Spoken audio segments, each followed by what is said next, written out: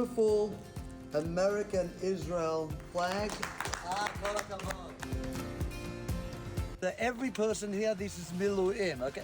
Reserve. Okay? This is reserve, okay? So Miluim, each one of them have a proper job.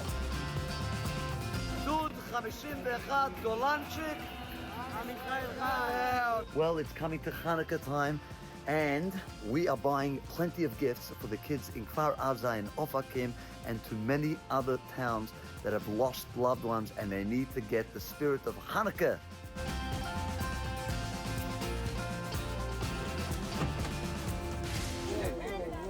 תראה את זה, תראה את הפרצוף שלו, תראה את זה.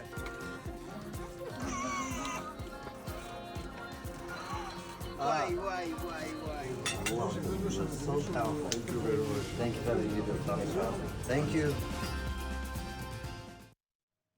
And joining us now in the studio is pro-Israel activist from Miami, Joseph Wacks. Thank you for joining us. Thank you for having me. So I want to understand from you, you hopped on a plane from Miami, came to Israel. Why was it so important for you personally to come here during this time? I was sitting in Miami, watched what was going on, and I said, how can I possibly be sitting down doing absolutely nothing? I can get out and I could demonstrate. That was very important, but I wanted to get hands-on, on the ground, and help our people.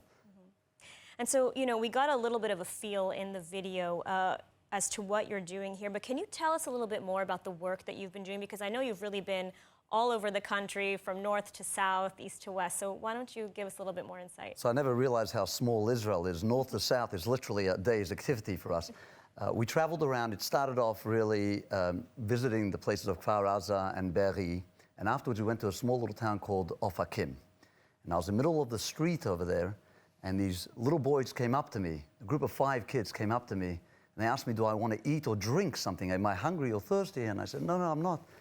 And a few minutes into a conversation, I found out that Ori, his father, the one that offered me food and drink, his father and his brother were killed in the firefight. And around the corner, his whole family was sitting Shiva, were mourning the death. And we went there to visit the family.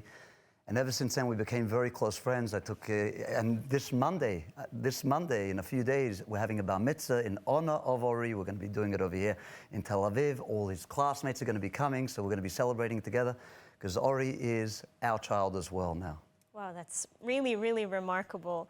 And, and I understand that, you've been helping so many people around the country. You also have a son right now who's serving in the IDF. Could be the youngest person in Miluim, in reserve, because he finished, he was a lone soldier from Miami. He came and he finished his service 2 months before the war started, was sitting in Miami, found out that 70 of his comrades from Golani were killed. He said, Tati, that's what he calls me, Ta, I cannot sit here in Miami and watch this going down. He picked himself up without a tzav shmona, without anything. We went to the airport, paid his ticket, and he came to Israel. 2 weeks later, they accepted him in the basis, and he's been on the Golan Heights ever since then. I am super proud. Absolutely. And, you talked about Ori and sort of the impact that he had on you personally.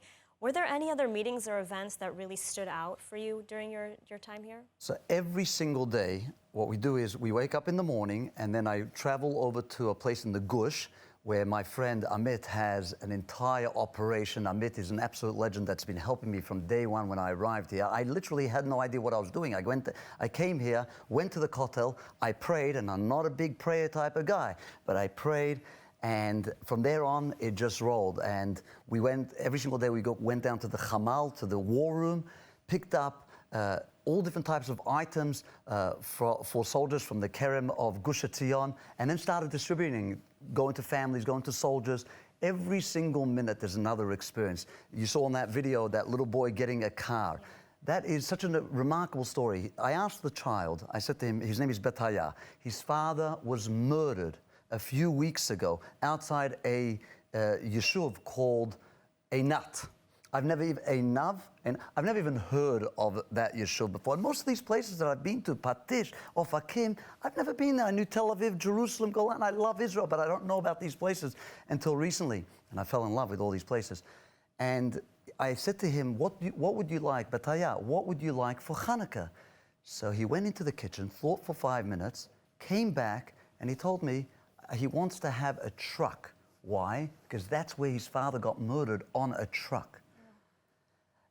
Heartwarming, crazy. I went down to Psagot to visit some friends of mine, and I told them, this boy wants a truck. And I had no way, where can I get it from? Where am I going to pick it up? And an Arab that works in Psagot says, I just bought a truck. It's too big for my house. And he gave us a 3,000 shekel gift for this boy. So if you want to talk about stories in Israel, this happens on a constant basis. Every single minute of my life here in Israel, this place is an apocalypse. It's like the stories of the Tanakh, where it's so extreme, so crazy, so insane, and good and bad. There's evil on the other side, which we know about, which has been affected, but there's so much good and so much unity and so much love on the other side too.